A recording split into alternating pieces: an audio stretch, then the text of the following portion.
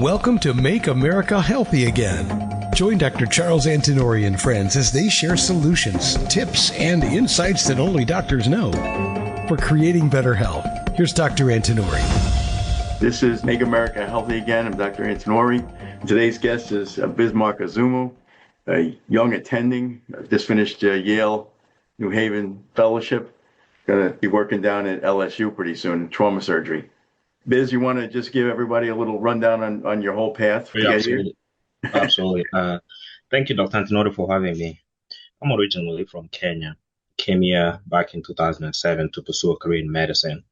Like he just mentioned, I just finished my surgical critical care fellowship at Yale, and I'll be headed to LSU for a faculty appointment. And it's an opportunity that I look forward to, some big challenges that I look forward to. Yeah, that's great. We did the 5 years together in Vineland, New Jersey, right? Yeah, absolutely. I think a lot of people really don't understand how medical training happens, especially people back home. They think you go to medical school. I mean, you go from college, you go to medical school, and then you become a doctor. Unfortunately, that's not how it happens usually. So, yeah, you do the 4-year college, of course, 4 year of medical school, general surgery, which, you were one of my mentors, was 5 years, and my fellowship is a year. So it's definitely a very long training. Right. This is something I did talk about in the book, that I say exactly the same thing. People don't realize how long that really is. It's hard years. Medical school is hard. I mean, you're not doing anything else. I know a few people that actually were able to do a little work or something like that, but that's unusual. You know what I mean? And yeah, absolutely. And like I said in the book, said, that this 6 or 7 years of surgical residency, it's like,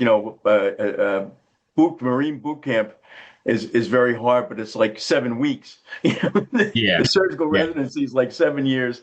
And even 8, it's been cut down to 80 hours a week, but that's still a lot of time, and that's 80 hours working. That's like, then you got to drive home and you got to sleep and everything like that, It's and I've talked about it, like with when I trained, no, without a word of exaggeration, when I was on every third, it was 110 hours a week, in that ballpark, 100 to 110. When I was on every other, it was like 120, 125, something like that. It's 168 hours in a week, so it really isn't leaving a lot of extra time. But what got me is that you guys had so much more to learn. There's just so much more knowledge, but the biggest thing, technically speaking, is, I only had to learn open. There was only one way to do a hernia. When I trained, there was only one way to do an appendix, it was open. And you guys have to learn robotic and laparoscopic, and it's there's a lot of little tricks that go with those things, there's a lot to learn with each of those different techniques. And then on top of that, there's a lot more basic knowledge, book knowledge, book learning, to test kind of learning that has been, and we do a lot of things that are so much better than when I trained. Like I always talk about the ulcer. When I started out, ulcer, it was acid. We gave people cream and antacids and things like that. And then all of a sudden they discovered gastrin. And for a while it was all about gastrin. We had gastrinomas and Zollinger-Ellison syndrome and all this stuff. We were always looking for that. And then somewhere along the line they discovered, Helicobacter pylori, and find out that like most ulcers are caused actually by an infection after all of that. We weren't even in the right system, Yeah, actually, if you start thinking about even the basic science, how much has changed from the moment I started residency. Right. Later on, talking about medical school, but there is things that I've learned in when I was a first year resident, and now it's now the fast recommendation. We talk about things like the CDIP, the treatment has actually really changed in the last 2 years.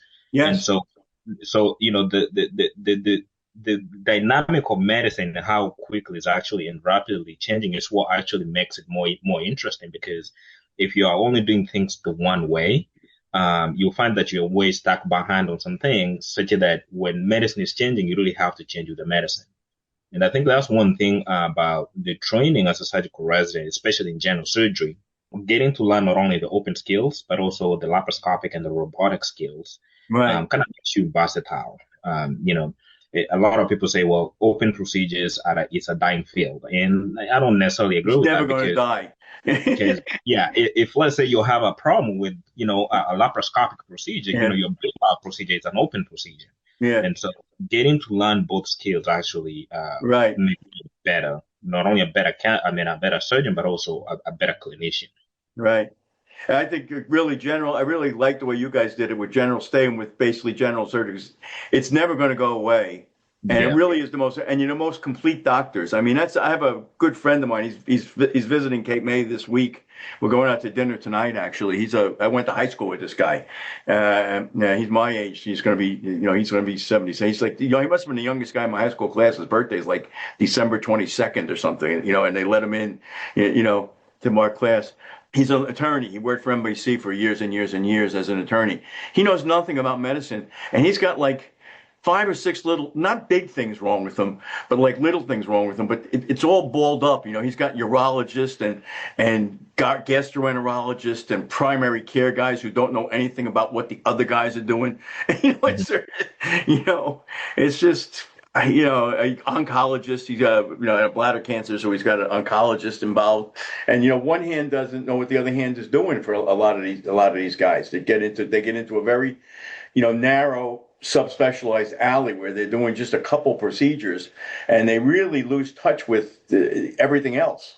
Yeah, that's unfortunately actually you tend to see a lot of patients who they say, well, this doctor gave me this medication, and then that one's like, why are you taking that medication? You need to stop that medication. So I think even though there's been progress in terms of having physicians kind of communicate better, having like electronic medical records that actually communicate better, so that way you're able to see records from one physician to the other, there's still a little bit of lag behind. So you're having one treating something and the other one is doing something actually to counteract that because they are really not communicating. So it's hopefully one thing that will change in the next couple of years here is having better communication between physicians. Absolutely. Better communication between electronic medical records. So if let's say a patient had treatment somewhere in another state, if you move to another state, unless really this patient really knows everything with every medical treatment that they received, there is that miscommunication between systems, and then you tend to find that actually can cause some serious medical issues and medical errors and medical judgments. We're seeing a guy in wound care now that had probably an abdominal perineal, like 4 or 5 years ago down in North Carolina. We're trying to get those records to see, because he's draining from his rear end, but we don't know what's really there, whether it's just a residual. He also had radiation, so it could just be a radiation wound, but like I say, there's a really good book mentioned, The Digital Doctor was called. It's probably about 10, 12 years old now. A guy named Wachter, Wachter. And he talks about the whole history of, really kind of history of medicine, but the history of electronic medical records. And, he points out, like right now, Inspira is going to Epic. Is that what you've been using at Yale? Yes. Yeah. Yes. That's funny. When I started at Cooper, we used a system they used at Yale, which was TDS. It's long gone. I mean, Cooper was using it in the late 90s.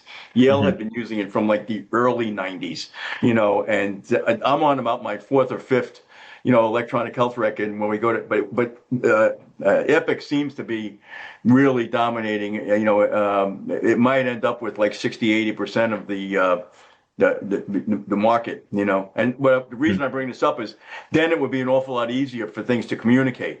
If everybody was on, the same system, on the other hand, it's good to have some competition. It's good to have somebody might come up with a better system. They said that when Obama pushed through the high-tech, when they pushed through the High-Tech Act in the Obama administration, it was systems like Cerner and Epic that were pushing for it. This book talks about that. They were pushing for it because they knew that if they pushed this through at that point, there were only like 3 or 4 systems that were ready to go nationwide. Epic, Cerner, and 1 or 2 others were the only ones that had any possible chance of becoming like the nationwide system. So they pushed it through in 2014, I think, was the big year that you had to go. You pretty much had to go computerized, around that time. And it also pushed a lot of doctors out of private practice. That was one of the factors in me going to work for the hospital because I didn't want to get involved with, buying a whole computer system and all the aggravation that goes with that. They were going to give you like $40,000. I don't know if it was going to be every year, but like initially it was like $40,000, but you had to do a lot of things to qualify for that. And it sounded like a real lot of money, but I'll tell you, $40,000 to run your computer system doesn't sound like a lot of money to me anymore. Yeah. Actually, there's still the same problem. We're talking about Epic almost going nationwide for many of the systems. But Yeah. If you go to the VA, like the VA, they use a completely different system. And then if you have like a patient from the VA, you always literally have to beg for the VA records to be sent to you. Right. And this can actually take anywhere from, a couple weeks to months, just because, it's essentially protected medical information, which I completely understand. But if you have a patient who is dying in front of you, some of the clinical decisions are actually based off medical treatment they've already received at the VA, then it really does become an issue. And so this is one reason that I think that, having a better communication between systems, whether it's just Epic to MedTech to Sana, one somewhere in between, a better link or a better way of doing patient records will actually enhance patient care and probably making patients more healthy. Let me tell you that Dr. Wachter, this digital doctor book discusses that. And, places that I've tried, you find the problem is these interfaces are hard to set up and they're expensive. And, they aren't used all that much. Think about it as yourself. How many times a month do you really need a record from someplace else? It's like once a week, couple times a month, maybe something like that. So nobody wants to pay for it. Yeah, that's another part of the problem is that it's an expensive system to set up. Everybody knows it'd be better. Then I've heard about ideas of like putting a chip in everybody. Most people wouldn't want to have a chip in them, and there's also like privacy issues with that. But a chip, you could really put your whole medical record on some tiny. I bet nowadays you could put somebody's whole medical record, all their allergies, diseases, meds, all that kind of stuff on a tiny little chip and put it on the sub-Q under your arm or something, and then scan it when you come in, Yeah, I think that will bring a whole lot of issues in terms of it does. access to that information. It's never going to happen. But we were talking about one of the things I wanted to get back to when we were talking about the length of the surgical training. The other thing people don't really appreciate is how expensive it is. You know what I mean? And how much debt. I mean, I don't want to ask you exactly when you went into it, but I think we both know that pretty much all your colleagues were in $250,000 to $300,000 worth of debt, and if they married like another doctor, that usually pretty much doubled. Actually, even before you even get to the surgical training, the medical school, you already coming in with a deficit of significant school, student loan, and within those 5 years you're training, it's not like you're paying any debt back, exactly. You can't pay. My numbers were so much smaller than your numbers. It's like unbelievable. My Cornell was $3,000 a year when I went there, and they gave me like $1,000 scholarship. So it was only $2,000 we had to come up. I could save $1,000 in the summer working. I would be able to put away at least $1,000, and my parents only had to come up with like $1,000 for Cornell. It got a little more expensive. Dartmouth was a little bit more. Dartmouth Med was a little more than Harvard Med. The most of my loan was taken out in the last 2 years, the third and fourth year of medical school. But I still came out with something like $6,500, which I thought I was going to be able to pay off like that when I started actually earning. But I started at $12,600 as an intern, $12,000. And, I was in New York City. They took like about $4,000 in taxes and everything, and you had to pay rent and everything else. So I like, just like you said, I barely could pay the interest on it. And nowadays, you're talking like much bigger numbers. I always look, Harvard Medical School where I graduated sends me a booklet like every year about the class, and the most interesting number there is the number of what the debt that the average student came out with, and it's been running something like $190,000. And Harvard is one of the most well-endowed schools, so it's likely that their people are coming out with less debt than the average private school. They all are in a tizzy now because that guy, I always black on his name, the guy from NYU, he was Home Depot.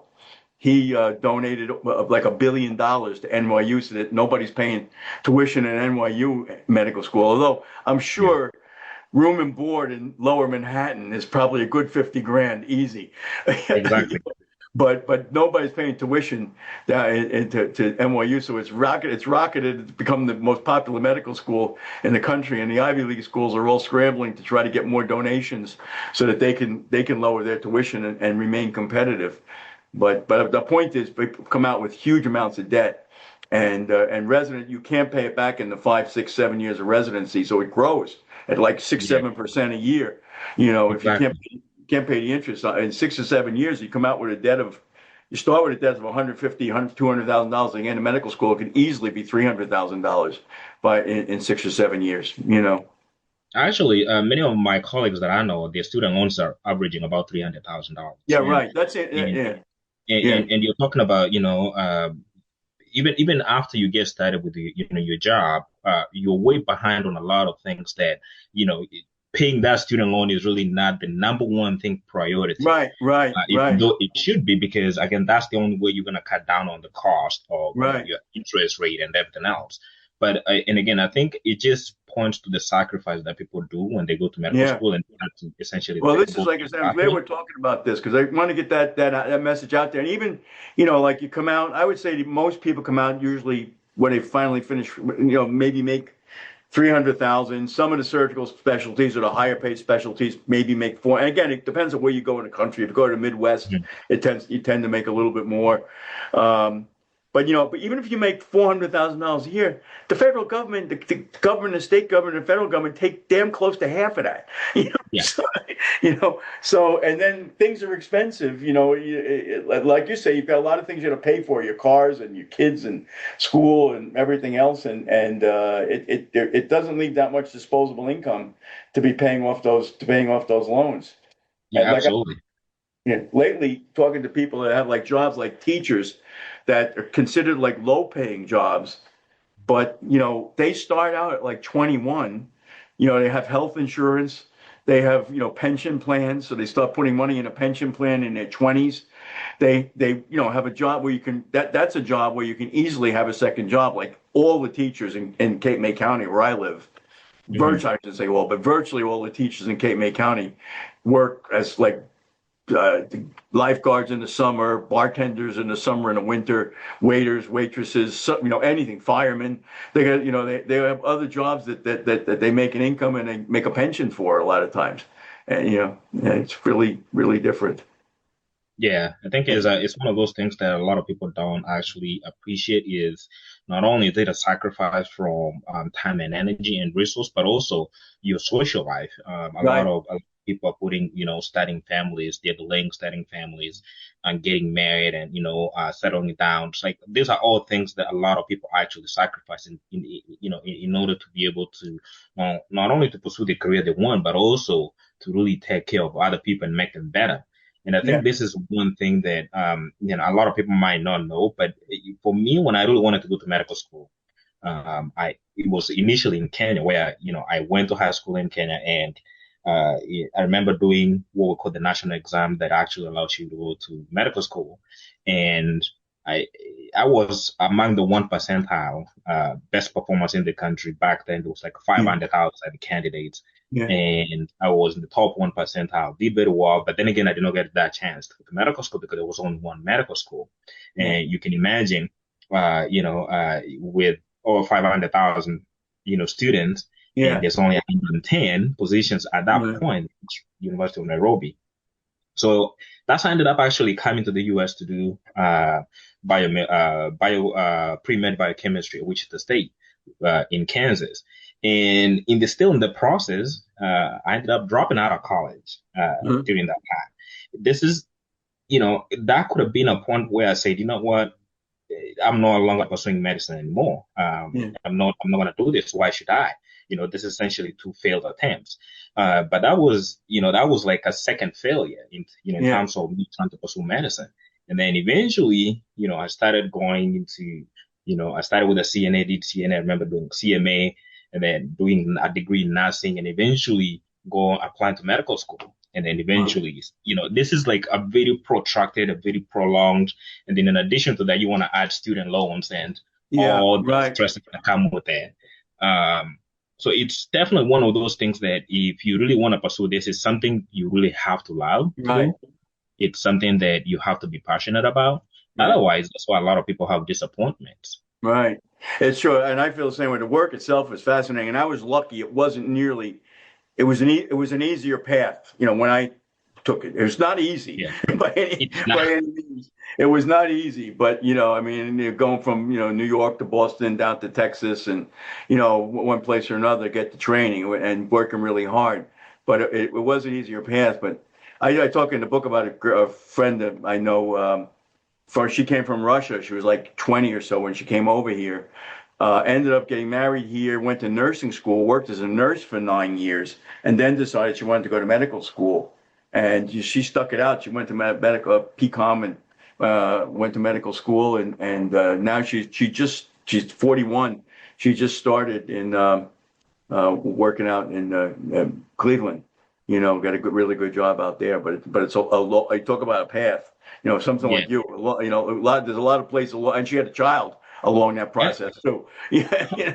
Honestly, a lot of people really don't realize how rejection in terms of rejection can be a motivator in terms of Yeah. what you want to pursue. Whether it's a lot of people think like everything comes easy. Whether this is trying to better your health, whether it's Yeah. like dieting and exercising. Yeah. A lot of people want to see the results today. Yeah. You eat one salad and you expect to lose 10 pounds. Right. I think what really stands out is how long you're willing to pursue that path, and how long you're willing to accept defeat and failures, and actually use that as a challenge Yeah. to better yourself. That being said, and a lot of people, I remember I was talking to someone right before my graduation in fellowship like a couple weeks ago, and in so many words, it's like, well, you graduated and you got a mate. I'm like, no, you really don't know my path. You just started out. Yeah. Yeah, you really don't know what it takes. Right. And then for a second, actually, I remember that put me back to 2018 when I had applied to, residencies and, got initially, no, before even got there, even applying to medical school. I remember when I applied to medical school, I applied, I think, to 110 medical schools. Wow. Got all rejection except the University of Indiana that actually gave me an invitation. Well, it only takes one, right? Yeah. Yeah, but then again, that also ended up eventually rejecting me. So 100% rejection rate. Wow. But it's one thing that I refused to accept then, because again, it's easy for me to say, well, I got rejected from so medical school, so maybe this is not meant to be. But sometimes you really have to stick it out. Right. Well, I had a very similar. It took me 3 times to get into Harvard. I got rejected at Harvard College, and I really kind of wanted to go. My best friend was going there. Cornell's not too disappointing. I mean, I loved Cornell, but it was and it was the first time I was ever rejected with anything. Just like you, I was in the top of the class and all that sort of thing. You don't expect to get rejected. You know what I mean? But then I flew to Harvard Medical School, but I got into Dartmouth, which at that time was a feeder medical school for Harvard. There was a 2-year school, and finally got in. And then in Columbia, my residency initially at Columbia Presbyterian was a 12 to 5 pyramid. In my year, it was a 12 to 4 pyramid. That meant that they took 12 interns, and they were only going to finish 5 general surgery residents. Now, some of the interns they took were already pre-designated to go to ortho or to go to urology or something like that. Some ophthalmology, some other specialty. They were just doing a year or 2 of internship. But some of the people, but it turned out, my year, it turned out that it was at 12 to 4 because a guy who had been pyramided out like 2 years before had done research for 2 years and was coming back in. So he had a slot. So we only had 4 slots. And I actually was number 5 out of 4. And at the end of my internship year, I got, kicked out for about 6 months. And in that 6 months, I applied to an ENT residency and a plastic surgery residency. And I had a whole path set up. It was like just like you're saying, like it was like, well, God's just telling me not to be a general surgeon. You know what I mean? That was what I drew from that experience. And I went and I got lined up at ENT at Yale, where you are.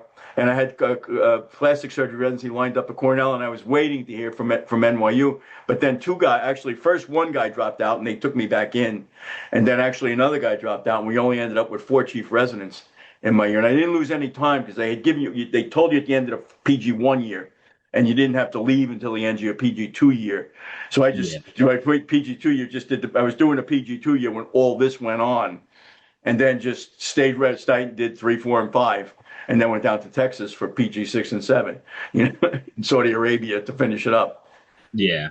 Anyway, this is really interesting. Let's talk a little bit about trauma because we should finish up. We try to keep it under a half an hour, but tell a little bit about acute care surgery because that is really the most interesting, I think, to me. When I really think if I was coming out today, I'd do acute care surgery, frankly.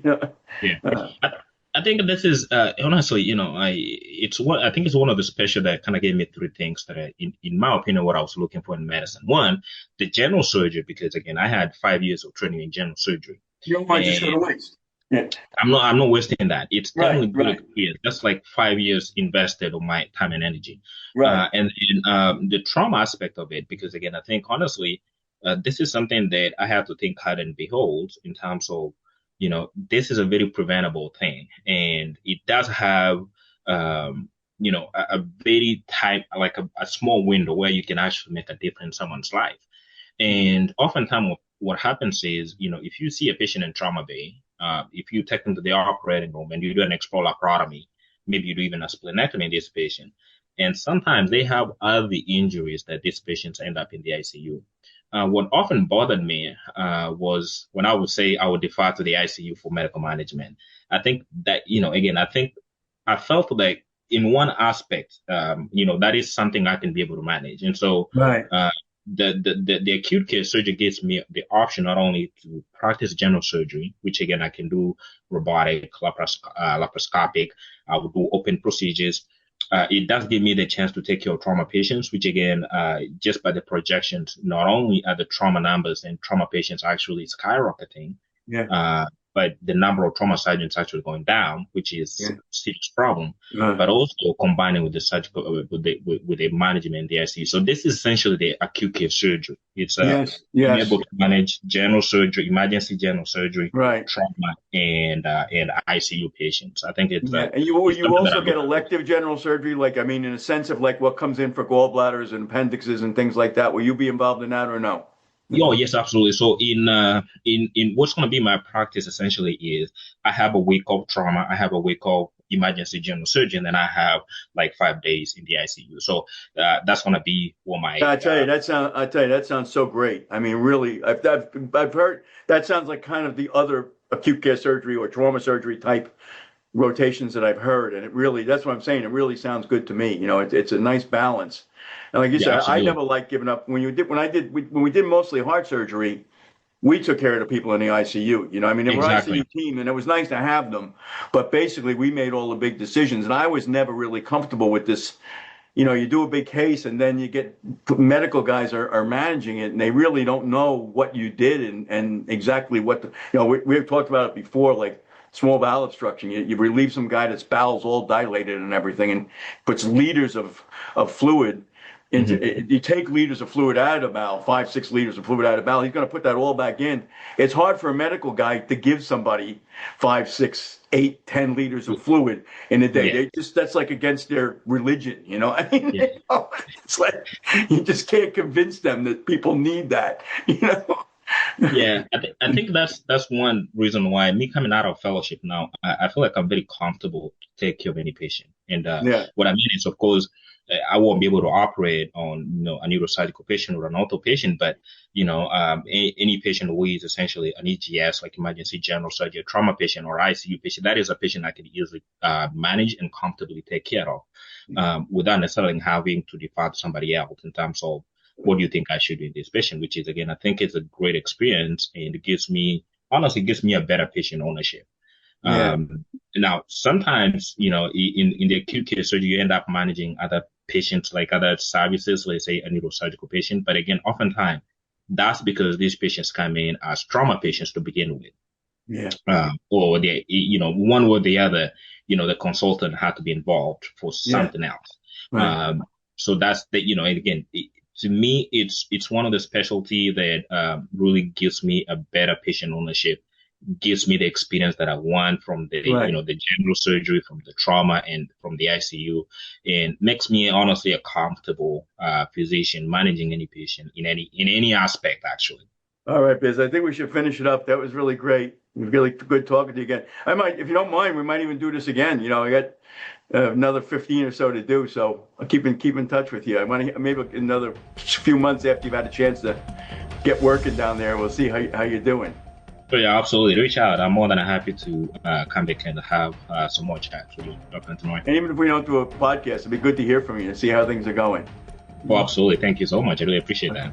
Thank you. Bye-bye. Thank you. Thank you, Dr. Antinori. See ya.